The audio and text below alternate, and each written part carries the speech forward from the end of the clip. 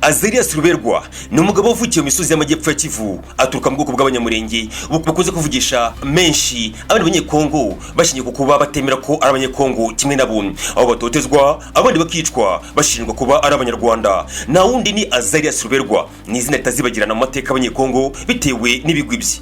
Azarias Ruberwa ni umunyamategeko ukomeye muri Repubulika ya Demokarasi ya Kongo, yaje kuba umuyobozi wa RCD Goma, umutwe wafashe intwaro. Nyuma yaho Ruberwa yinjiye muri guverinoma y'inzibacyuho ya Kongo, agira ku ntebe y'icyubahiro nka vice perezida wa Kongo. Uyu munsi turakurikirana inkuru y'umunyapolitike wifuza ko impunzi z'abanyekongo bo mu bwoko bw'abanyamurenge zirya no hino ku isi zatazi zigasubira kuri gakondo, nka kimwe mu bibazo we abona ko byafasha mu guhagarika intambara zivugwa mu bice bituyemo n'abanyamurenge muri Kivu y'Amajyepfo. Ese mu by'ukuri Azarias Ruberwa uvuga gukunda igihugu no kurengera ubwoko bw'abanyamurenge bukorwa ubwicanyi na leta ya Kinshasa, uyu ni muntu ki? Nguhaye ikaze muri gahunda y'amakuru. Iyi ni nkuru tugiye kwibandaho kuri uyu munsi. Njye mujye kubana, nitwa Etienne Besabesa. None kiriya gihugu kizoguma kibe cyonyine nta bantu bagituyemo, banyiraco abantu barwanira igihugu banyiraco badahaye bagisubiramo ngo bakiokipe. Wabaye mu mibunda ukagera mu bibogobogo, yego hagati y'umubunda no bibogobogo hari abantu. Nico gihugu cyacu twarya neza, twakora neza, twagira ubuzima bwiza. Niba twibagiwe hari ahantu tukadamarara, uzaba duhe twibagirwa igice c'isi Imana.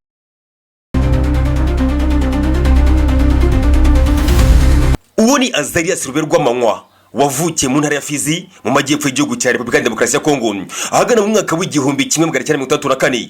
N'umwe mu baturage b'abanyamurenge, ubwoko bugizwe n'abavuga ikinyarwanda bafite inkomoko y'abatutsi kandi bubatse amateka akomeye mu misozi ya Minembwe n'uturere twa Uvira, Fizi na yitwa Mwenga. Azarias Ruberwa yize amategeko mu ishuri rikuru ry'i Lubumbashi, Université de Lubumbashi, aho yaje kwemerwa nk'umunyamategeko ubishoboye ndetse akora umwuga we mu buryo bwigenga kugeza ubwo intambara ya mbere yo guhirika Mobutu yatangiraga agana mu mwaka w'igihumbi 1996. Abaturage b'abanyamurenge baje kwibasirwa cyane, bituma Ruberwa n'abandi benshi bajya mu ishyamba bashyigikira Laurent Désiré Kabila wiyemeje gufata ubutegetsi abifashijwemo n'ibihugu by'ibituranyi.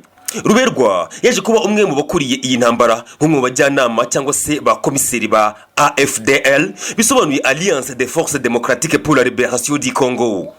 Nyuma y'icwa rya Laurent Désiré Kabila mu mwaka wa 2001, ubutegetsi bwasigaranywe n'umuhungu we Joseph Kabila Kabange, ariko hakomeza kuba umwuka mubi muri Kongo n'intambara z'imitwe yitwaje intwaro itandukanye. Ni muri urwo rwego Ruberwa Azarias yinjiye muri RCD Goma, bisobanuye Rassemblement Congolais pour la Démocratie. Ruberwa yabaye umunyamabanga mukuru wa RCD ndetse aza kuyobora iyi mpuzamashyaka mu bihe bikomeye.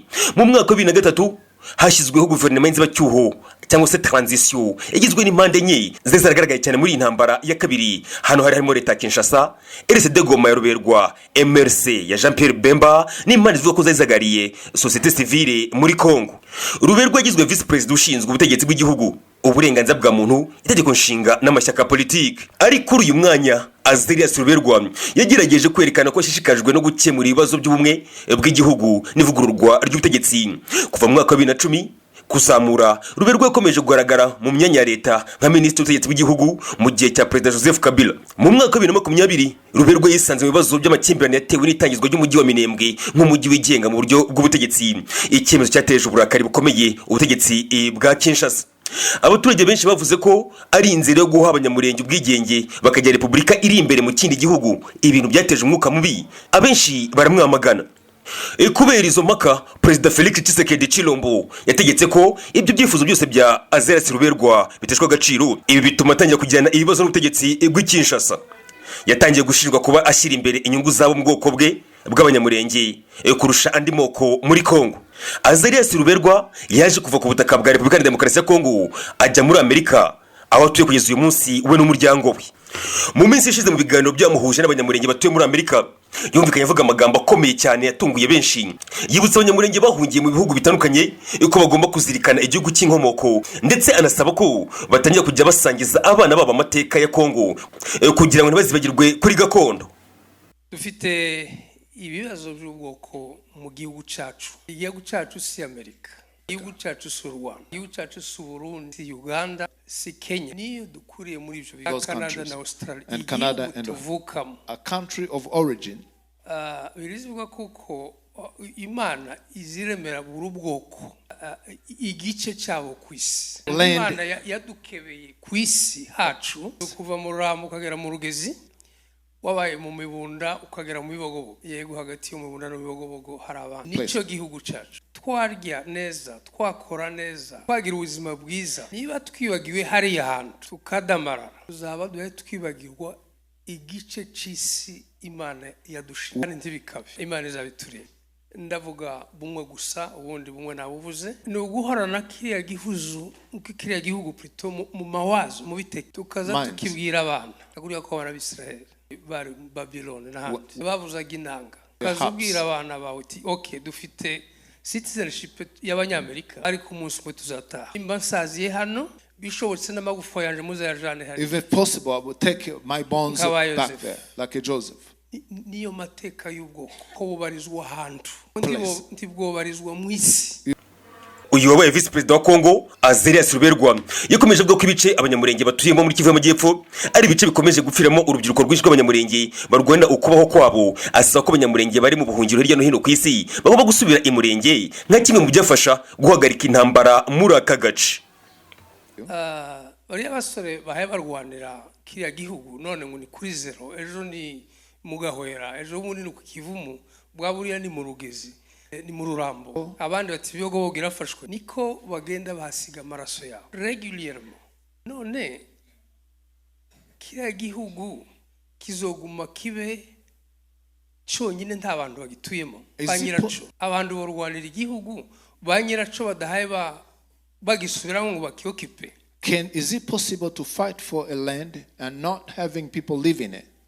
Bizagenda gute ko tunyuzwe hano muri Amerika kandi imirimo muza mukora nta muntu washobora kwishima bihagije. Abandiriya murabagaburira, muri imiti, baheza amahuzo, bari abaturage bari mu Minembwe n'ahandi.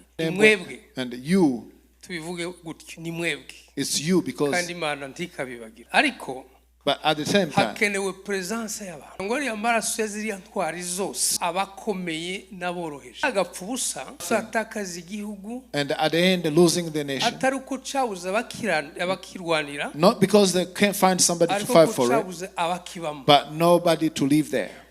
Ufashe abantu bari muri Kenya bose, mu Burundi, mu Rwanda, muri Uganda, bagatuririya rwo ntantamara zosura kuhaba cyangwa se zohaba zubundi buri namwe mwese muri hano. Iyo ni equation impossible, niko moye mumbwira mu.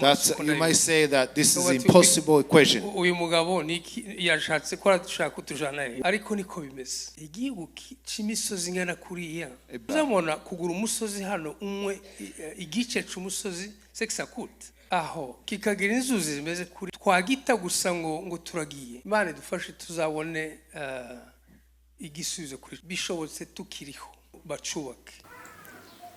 Azarias Ruberwa yakomeje asaba ko guverinoma ya Kongo igomba guhagarika vuba ibikorwa by'urugomo n'ubwicanyi bukorwa abanyamurenge muri Kivu y'Amajyepfo ndetse n'ahandi hatandukanye, ndetse abanyamurenge bose abasaba gukunda iwabo bakahazana ibikorwa bitandukanye. Ubwo buryo bwiza kono makanika n'abari abandi bose bari mu gupfa n'abapfaye, ndetse gano muri guverinoma hapfa abandi bo bacu nabo bapfira igihugu. Biza ngo abaturanyi bacu bazokigume tutakirimo kubera yuko gusa twanyuzwe no kuba hanze. Dufite guverinoma igomba kumara ibibazo dufite, ibibazo by'urwango no gutukwa, kwikwa n'ibintu bigomba guhagarara.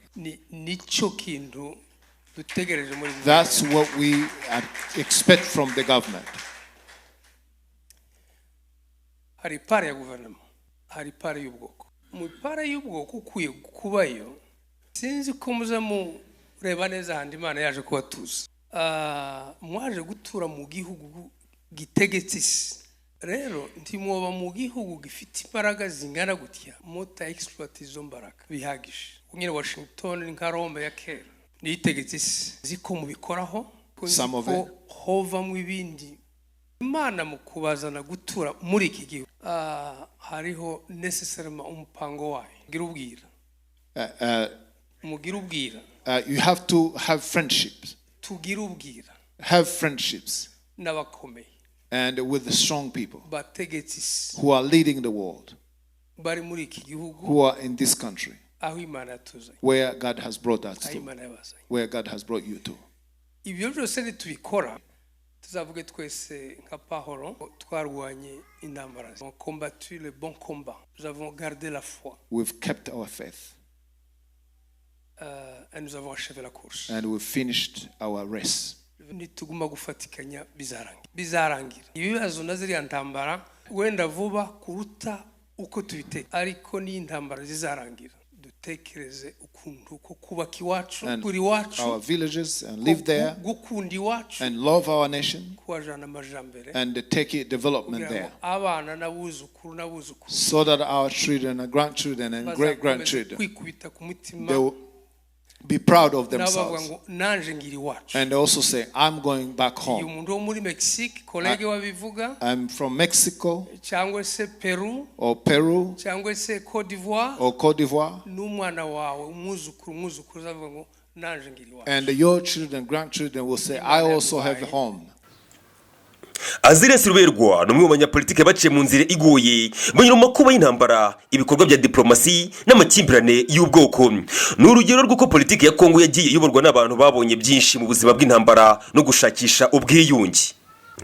Nubwo yashinjwa kubogamira ku bwoko bumwe, nawe uzibagirwa uruhare rwe mu bashyizeho umukono mu masezerano ya Sun City yo mu mwaka wa 2002 yatumye habaho guverinoma y'inzibacyuho. Mu gihugu gikunze kwibasirwa n'ibibazo bya politike, intambara z'udutsiko n'ubusumbane mu moko, amateka ya Azariya Silberwa ni isomo ku buryo gukomeza gushaka igisubizo biciye mu biganiro bishobora kugabanya umwiryane muri rubanda. Uyu ni umusozo wacu w'inkuru. Reka ngushime cyane ubana natwe muri gahunda zacu z'amakuru za buri munsi unyuze kuri izi channel zacu zombi arizo AMTV Show ndetse na Gasabo News 24. Amakuru nk'aya cyangwa se ibiganiro nk'ibi nakagaruka hano kuri izi channel. Shalom.